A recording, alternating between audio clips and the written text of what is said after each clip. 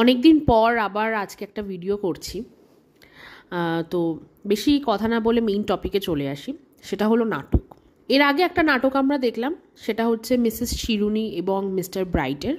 ঠিক আছে, তারা একটা নাটক দেখিয়েছিল আমাদেরকে যে তাদের বাড়িতে ছোট বোনের সাথে ছোট ভাইয়ের বউয়ের ঝামেলা লেগেছে, তাই তো? মানে ননদ বৌদির ঝামেলা কী নিয়ে? সম্পত্তি নিয়ে, বা ভাই বোনের ঝামেলা সম্পত্তি নিয়ে।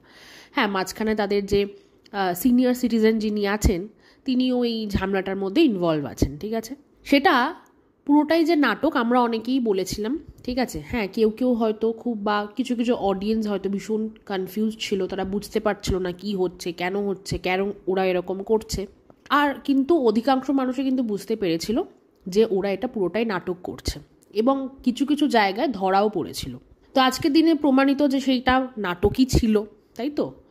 কারণ না ভিডিওগুলো তাদের চ্যানেলে আছে, আর যে উদ্দেশ্যে তারা নাটকটা করেছিল, যে ভিউজ তো এমনিতে হয় না, কিছু এক্সট্রা টাকা তোলার জন্য। হ্যাঁ, কারণ একটা কনস্ট্রাকশন হচ্ছে, সেটার জন্যই বেসিক্যালি নাটকটা করা হয়েছিল, বোঝা যাচ্ছে। তো আজকের দিনে মোটমাট পুরোটা পরিষ্কার। সেরকমই আবার আর একটা নাটক শুরু হয়েছে। কে নাটকটা শুরু করেছে? তারা এই মিসেস শিরুনি এবং মিস্টার ব্রাইট যার বিরুদ্ধে লিগ্যাল স্টেপ নিয়েছে, সে নাটক শুরু করেছে। এই নাটকে কি সে একা আছে? না, মানে যিনি মহিলা ক্রিয়েটার আর কি, তিনি একা নেই এই নাটকে। তার সাথে তার হাজব্যান্ড আছে, তার বাবা আছে, তার বোন আছে, তাই তো? শ্বশুর শাশুড়ির বিষয়টা বলতে পারছি না, কারণ ওনারা তো ক্যামেরার সামনে আসেন না, ওনারা পছন্দ করেন না। যারা বোঝার তারা তো বুঝেই গেছে যে পুরোটাই একটা ড্রামা চলছে, এবং এও কিছু কিছু জায়গায় ধরা পড়েছে। কিন্তু স্ক্রিপ্টটা মানে কীরকম দেখুন, এদিক ওদিক থেকে খাবলিয়েছে। কিছুটা MS ফ্যামিলি, ঠিক আছে, কিছুটা আমাদের জিরো আলম, কিছুটা টিনা, আর কিছুটা তার যে অপোনেন্ট ভ্লগার মিসেস শিরুনি মিস্টার ব্রাইট, তাদের থেকেও নেওয়া। সুতরাং স্ক্রিপ্টটা এদিক ওদিক থেকে নিয়েছে। যেমন ধরুন পাহাড়ে ঘুরতে যাওয়া, পাহাড়ে ঘুরতে গেল, সেখান থেকে নাকি অশান্তি শুরু হয়েছে, সেখান থেকে এসেই নাটকটা শুরু হলো। এটা কাদের হয়েছিল? MS ফ্যামিলি, মন্দিরা সোমনাথ, তাই তো? ওরাও পাহাড়ে ঘুরতে গেল, পাহাড় থেকে এসে ওদের দুজনের মধ্যে ঝামেলা শুরু হলো। সেম এনার ক্ষেত্রেও তাই। আচ্ছা, তারপরে ফ্ল্যাটে শিফট করলো, 2 BHK ফ্ল্যাট, থাকবে একজন মানুষ, নিয়েছে 2 BHK ফ্ল্যাট। আমি জানি না যে 2 BHK ফ্ল্যাট নেওয়ার পেছনে যে কারণ, সেইটা ভিডিওতে কোথাও এক্সপ্লেন করেছে কি না। তারপরে লাস্ট উইকেন্ডে আমরা দেখলাম কি না, সে ড্রিঙ্ক করেছে, সেটাও দেখা গেছে। দেখুন, আমি বরাবরই বলে থাকি, এর আগেও আমি একবার বলেছিলাম টিনার প্রসঙ্গে একটা ভিডিও করতে গিয়ে, যে কেউ যদি লাইক মাইন্ডেড কিছু মানুষজনদের সাথে বসে একদিন ড্রিঙ্ক করে, ঠিক আছে, সেটা খারাপ কিছু নয়, সেটা কোনো অফেন্স নয়, কোনো ক্রিমিনাল অফেন্স তো নয়ই।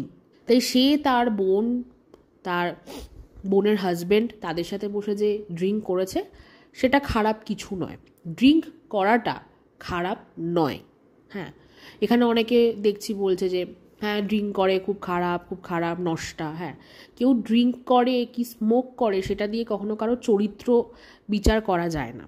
কিন্তু এক্ষেত্রে সমস্যা হচ্ছে যে নিজে ড্রিঙ্ক করে সে কি করে অন্য মানুষকে বেউরি বলতে পারে? তার অপোনেন্ট ব্লগারকে কি বলেছে না বলেছে সেটা অনেক পুরনো কথা। এই রিসেন্টলি কয়েক সপ্তাহ কি 1 মাস হবে, হয়তো 1 মাস আগেও একজনকে বেউরি বলেছে। হ্যাঁ, অথচ সে নিজে নিজে ড্রিঙ্ক করে। এবার সে যে ড্রিঙ্ক করে না, নিজেকে সতী প্রমাণ করার জন্য, মানে এতটা বড় একজন হিপোক্রিট, নিজেকে সতী প্রমাণ করার জন্য একটা বিরাট বড় ক্ল্যারিফিকেশন দিয়ে ভিডিও করেছে। প্রথমে সেখানে বললো 30 ml খেয়েছে, ঠিক আছে। যে ড্রিঙ্ক কোনোদিন করেই নি, প্রথমবার ড্রিঙ্ক করছে, সে এত 30 ml 40 ml 60 ml এর মেজারমেন্ট কী করে বুঝতে পারলো আমি জানি না, ঠিক আছে। ইউজুয়ালি অ্যালকোহল এই 30 ml এরকম মেজার করার মেজারমেন্ট কাপ পাওয়া যায়, এবার তার বোন আর বোনের বর কি বা হাজব্যান্ড কি সেই মেজারমেন্ট কাপ নিয়ে গিয়েছিল, তার সামনে মেজার করে ঢেলেছিল, আমার জানা নেই, ঠিক আছে। কিন্তু যে প্রথমবার ড্রিঙ্ক করে সে এত 30 ml, মানে এই এমএলের যে ক্যালকুলেশন, এটা খুব সুন্দরভাবে বললো দেখলাম। আর একটা কথা রুনা আন্টি খুব ভালো বলেছে, সেটা হচ্ছে যে প্রথমবার ড্রিঙ্ক করে সে শুরুটাই করে হুইস্কি দিয়ে, মানে এটা তো বিরাট বড় বড় একটা প্রশ্ন চিহ্ন। সে নয় বোঝে না, তার বোন আর বোনের হাজব্যান্ড তারা দুজন তো যেহেতু ড্রিঙ্ক করে পার্টি করে তারা জানে, ঠিক আছে, কোনটা দিয়ে শুরু করতে হয়, কোনটা খেলে প্রথমবারেই মানে প্রথম যে বিগিনার, ঠিক আছে, তার কি হতে পারে। তো যাই হোক, তারা সব কিছু জেনে শুনেই হুইস্কির বটল এনেছে, তাই তো। এটা তো একটা কথা, ঠিক আছে, প্রথমেই কেউ হুইস্কি দিয়ে শুরু করে না। সেকেন্ডলি, সে যে বর্ণনাটা দিয়েছে যে তার কি অবস্থা হয়েছিল, হ্যাঁ, তার খুব খারাপ অবস্থা হয়ে গিয়েছিল, সে বর্ণনা দেওয়ার পরে যে ভ্লগটা আমি দেখলাম, ওরকম খারাপ পরিস্থিতি থাকলে পরের দিন কেউ চোখ মানে খুলে তাকিয়ে ওরকম ফ্রেশভাবে ভ্লগ করতে পারে না, অসম্ভব। যে বিগিনার, ঠিক আছে, যার ওরকম খারাপ অবস্থা হয়ে গিয়েছিল রাতে, সে 3বার টয়লেট করুক কি 10বার ইউরিন পাস করুক, ঠিক আছে, সে কখনোই পরের দিন ওরকম ফ্রেশভাবে কাজকর্ম করতেই পারবে না। মাথা এমন ধরে থাকবে, ঠিক আছে, মনে হবে দেওয়ালে গিয়ে মাথা ঠুকি। সুতরাং এই যে মিথ্যে ক্ল্যারিফিকেশনটা দিল, কেন দিল আমি জানি না। সে নাকি নিজেকে একজন উদাহরণ হিসেবে এস্টাবলিশ করতে চায়। অ্যাকচুয়ালি কি উদাহরণ হিসেবে এস্টাবলিশ করতে চায় গড নোজ। এরকম উদাহরণ আমাদের সোসাইটির সত্যি দরকার নেই। এখন তো আবার এটাও শুনতে পাচ্ছি যে ঘর মুছছে, বাসন মাজছে, পুজো দিতে হচ্ছে, সব কিছু করতে হচ্ছে বলে খুব হিমশিম খাচ্ছে। যে ঘরের কাজ করতে গিয়ে, যাকে এমন না যে রুটিন মাফিক তাকে ঘরের কাজ সামলে তাকে বাইরে যেতে হচ্ছে রোজগার করার জন্য, তাও না, 4টে দেওয়ালের মধ্যে থেকেই ঘরের কাজ করতে হচ্ছে, তাতেই হিমশিম খেয়ে যাচ্ছে, ঠিক আছে। সে নাকি আবার নিজেকে একজন এক্সাম্পল হিসেবে সেট করতে চায়।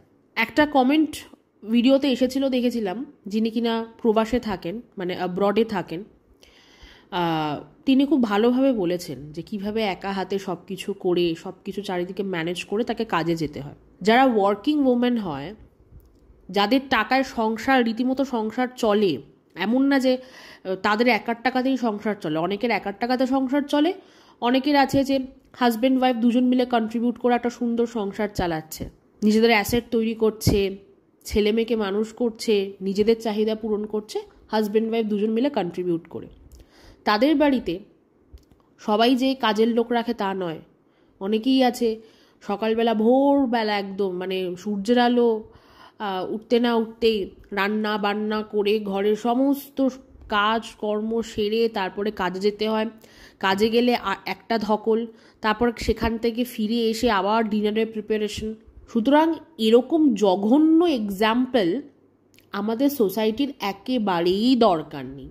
যদি এরকম হয় যে সে নিজেই আয়নার সামনে দাঁড়িয়ে নিজেই নিজেকে দেখবে, সেরকম এক্সাম্পল সেট করুক, কারোর কোনো অসুবিধা নেই, ঠিক আছে।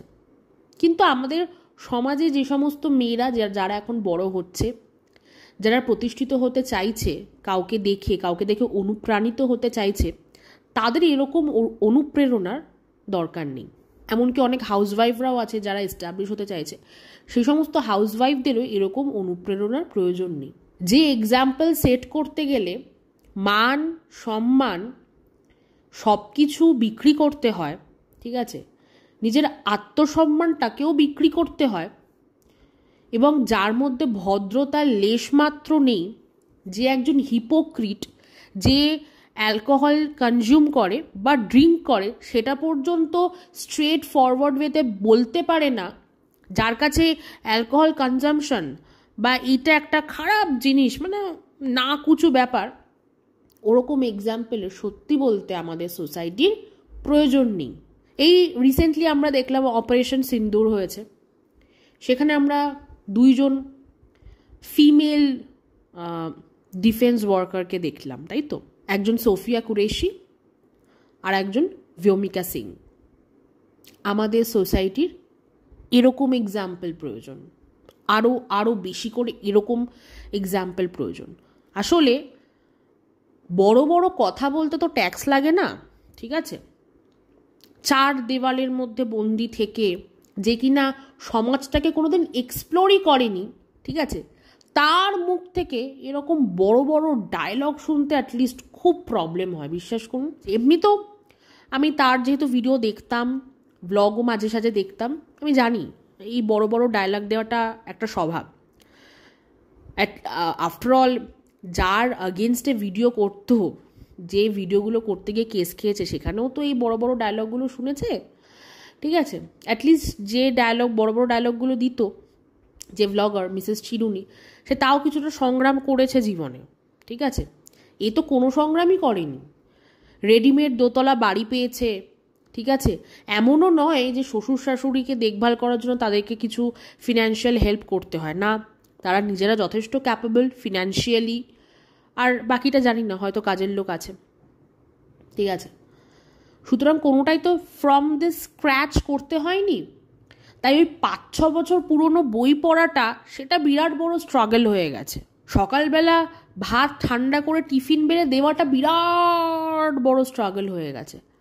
আসলে আমাদের সমাজে মানুষ যে ঠিক কী ধরনের স্ট্রাগল করে, কোন লেভেলে স্ট্রাগল করে, সে ধারণাটাই নেই।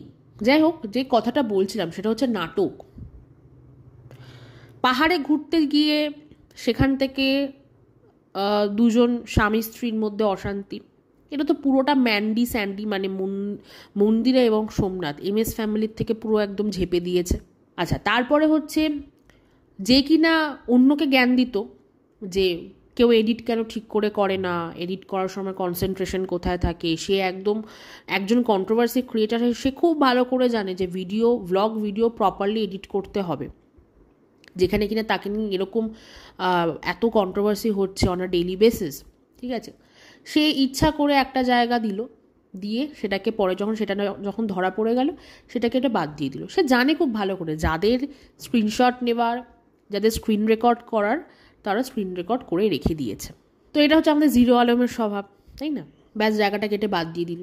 আর ফ্ল্যাট ভাড়াটা তো, ওটা তো নতুন কিছু না, ওটা তো টিনাও করেছে, এদিকে আমাদের MS ফ্যামিলির সেও করেছিল। কোনো একটা জায়গাতে নিজস্ব কোনো ক্রিয়েটিভিটি নেই বা নিজস্ব কোনো চিন্তাভাবনা নেই, এখান থেকে ওখান থেকে যেরকম নিজের ক্যাপাবিলিটি অনুযায়ী স্ক্রিপ্ট এদিক ওদিক থেকে তুলে নিয়েছে। এইবার একদিন ভিডিও করতে করতে আমি রুনান্টের একটা ভিডিও দেখছিলাম, তো সেটা শুনে আমি আর একটু দেখতে গেলাম আর একবার ওনার ভিডিও।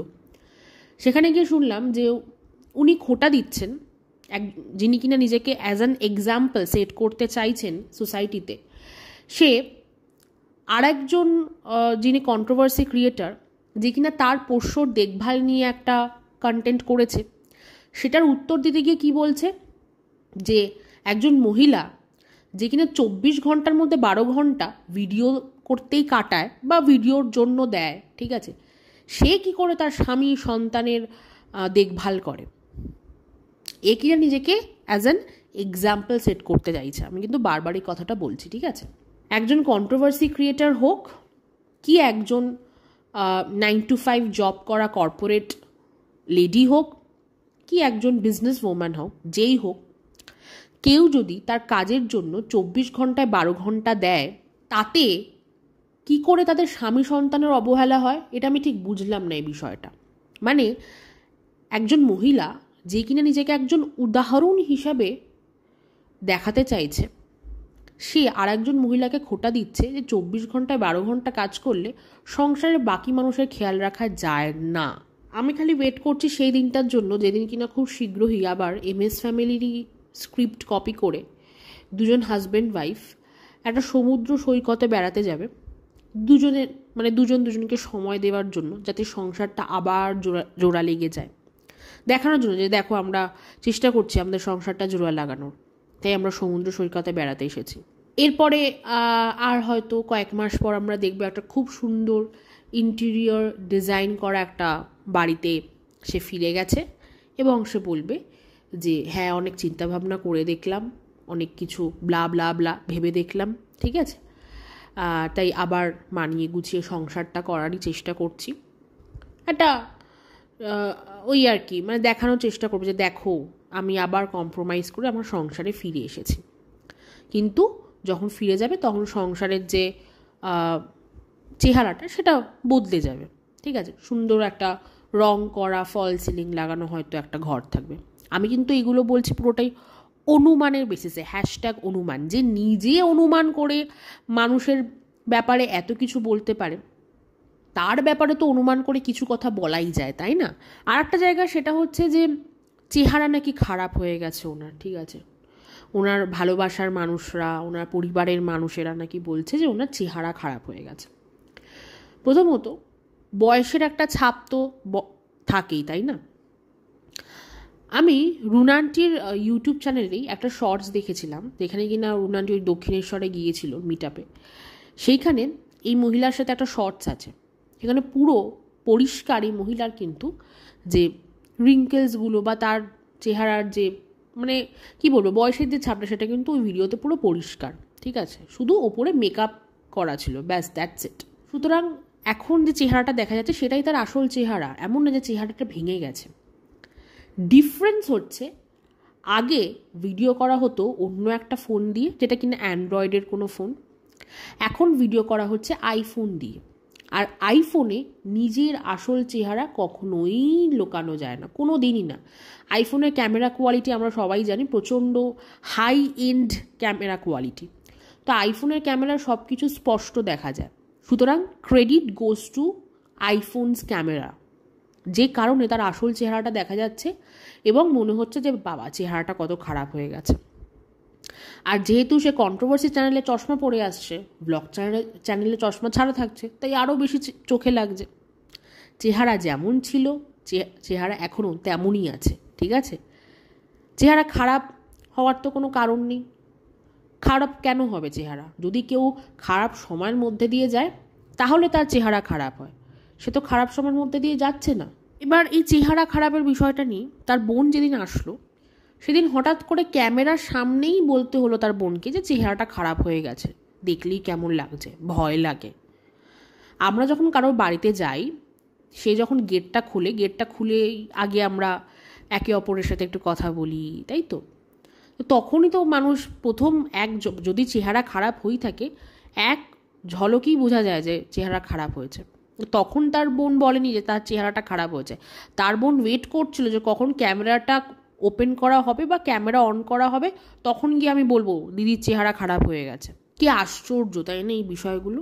আচ্ছা, এইবার আর একটা কথা, সেটা হচ্ছে যে আরটিআই, এই টাকা পয়সার বিষয়টা নিয়ে বারবার বলা হচ্ছে আরটিআই করো, মানে আরটিআই করো বলে নিজের দায়টা এড়িয়ে যাচ্ছে আর কি, ঠিক আছে। আমি যতদূর জানি যে অ্যাজ পার ল আরটিআই কখনো কারোর ওই পার্সোনাল ব্যাঙ্ক স্টেটমেন্ট জানার জন্য করা যায় না।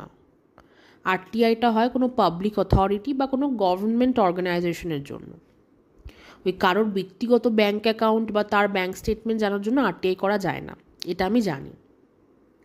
সুতরাং সে কোন আক্কেলে বা কী ভেবেচিন্তে আরটিআই করতে বলছে আমার ঠিক মাথায় আসছে না। সীমা আন্টিকে নিয়ে কিছু কথা বলেছিল, যে সীমা আন্টি বলেছে যে যেহেতু সে তার হাজব্যান্ডের কোনো কিছুই আনছে না, হাজব্যান্ডের দেওয়া, তাই সে হাজব্যান্ডের দেওয়া শাখা পলা সিঁদুর বা ওটাই বা কেন পড়ে আছে, ওটাও খুলে দিক। হ্যাঁ আমি মানছি, ঠিক আছে, স্লিপ অফ টাঙে এরকম সীমা আন্টি একটা লুজ টক করেছে, ভেবে চিনতে বলেনি, একদম ভুল কথা বলেছে, আমি ধরে নিচ্ছি তার বলাটা উচিত হয়নি। তাহলে এই মহিলা যখন একটা সময় টিনার যখন সংসারটা ভেঙেছিল, তখন টিনাকে যখন বলেছিল যে ওই সংসারে ফিরে যাওয়ার থেকে বিধবা থাকা ভালো, সেইটা কেন বলেছিল? সেইটা বলার সময় কি তার মনে ছিল না যে কথা সবসময় ভাবনা চিন্তা করে বলতে হয়? অন্যের বেলায় এত বড় একটা জ্ঞান দেওয়া যায়, বা নিজেকে যখন এরকম কিছু শুনতে হয় তখন এত বড় একটা জ্ঞান দিয়ে দেওয়া যায় ইজিলি, তাই না? যে কাউকে কিছু বলার আগে ভাবনা চিন্তা করে বলতে হয়।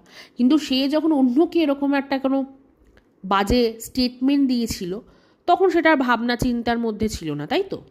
কোনো মহিলা যখন বিধবা হয় তার মানে তার হাজব্যান্ড মারা যায়, মানে কারোর একটা প্রাণ চলে যায়, তারপরে গিয়ে কেউ বিধবা হয়, তাই তো?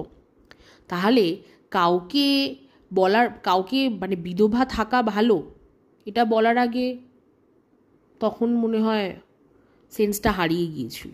আর একটা কথা সেটা হচ্ছে যে এর আগে একটা এরকম নাটক হয়েছিল 1-1.5 বছর আগে মনে হয়, যে আমাদের যিনি ভোডা দাদা আছেন বা ভোদা দাদা আছেন, ঠিক আছে, উনি ইয়েলো একটা পাঞ্জাবি পরে চা খেতে খেতে তার ওয়াইফকে বলেছেন বন্ধ করো বন্ধ করো, এরকম একটা নাটক হয়েছিল না? ওই সময় একটা নাটক হয়েছিল যে সংসারে অশান্তি চলছে, হাজব্যান্ড ওয়াইফের মধ্যে অশান্তি চলছে, কিছু ভালো যাচ্ছে না, এরকম একটা নাটক পোর্ট্রে করেছিল। অনেকেই খায়নি, ম্যাক্সিমাম অডিয়েন্স খায়নি সেই সময়। তখন নাটকটাকে আরও মানে যাতে মানুষ বোঝে যে এটা সত্যি হচ্ছে, হাতে শাখাপলা খুলে একটা রিসলেট পড়েছিল, কোনো সোনার উপর নাই, এমনি নর্মাল একটা ইমিটেশনে রিসলেট পড়েছিল। তাই এইবার তো সংসারটা ভেঙে একদম পুরো মাথার উপর ছাদটাই আলাদা হয়ে গেল, তাও এত সুন্দর বউয়ের মতো সেজে আছে, ঠিক আছে। এটাই আমি তখনকার সময় ওটা ওরকম একটা নিজের বেশভূষা পাল্টে ফেলেছিল, তো তাই আমি বললাম যে এইবার তো বেশভূষা পাল্টায়নি। যাই হোক, আমি বেস্ট উইশেস জানাচ্ছি, ঘরের কাজটা তাড়াতাড়ি শেষ হোক, আমরা দেখি নাটকটা কত দূর গড়ায়, আমরা দেখতে চাই কেমন এক্সাম্পল সেট করা হচ্ছে, তাই না? কিন্তু আবারও বললাম যে এরকম অনুপ্রেরণার দরকার নেই আমাদের সমাজে, হাউসওয়াইফ হোক কি কোনো আনম্যারিড মেয়ে হোক, যে মেয়ে হোক, এরকম অনুপ্রেরণার কারোরই দরকার নেই। এনিওয়েজ, ভিডিওটা এত অবধি থাকলো, আপনাদের মতামত অবশ্যই কমেন্টের মাধ্যমে জানাবেন। সবাই খুব ভালো থাকবেন, থ্যাংক ইউ।